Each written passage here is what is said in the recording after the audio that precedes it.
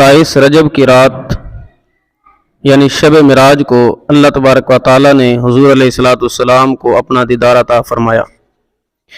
اس رات کی فضیلت کے متعلق حضرت ابو ہریرہ رضی اللہ تعالیٰ عنہ بیان کرتے ہیں کہ حضور صلی اللہ تعالیٰ علیہ وآلہ وسلم نے ارشاد فرمایا، جس نے 27 رجب کا روزہ رکھا اللہ تبارک و تعالیٰ اس کو 60 مہینوں کے روزوں کا ثواب عطا فرمائے گا۔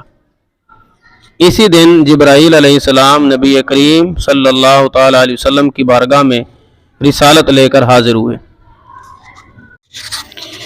اسی طرح دوسری روایت حضرت سلمان فارسی رضی اللہ تعالیٰ عنہ نقل کرتے ہیں کہ رسول اللہ صلی اللہ تعالیٰ علیہ وآلہ وسلم کا ارشاد پاک ہے کہ ماہ رجب میں ایک دن اور ایک رات ایسی ہے کہ اگر کوئی اس دن کا روزہ رکھے اور اس رات کو عبادت کرے تو اس کو 100 برس روزے رکھنے والے اور 100 برس کی راتوں میں عبادت کرنے والے کے برابر اجر ملے گا۔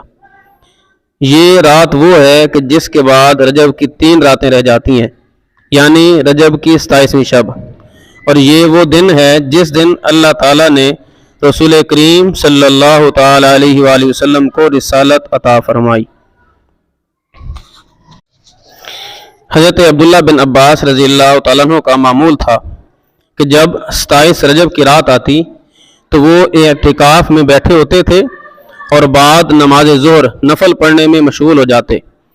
اس کے بعد وہ 4 رکعتیں پڑھتے اور ہر رکعت میں سورہ فاتحہ 1 مرتبہ، سورۃ القدر 3 مرتبہ اور سورہ اخلاص 50 مرتبہ پڑھتے تھے۔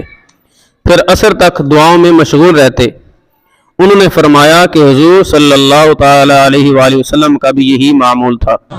اس ویڈیو کو شیئر ضرور کریں، ہو سکتا ہے آپ کے ایک شیئر سے یہ بات کسی کے دل میں اتر جائے۔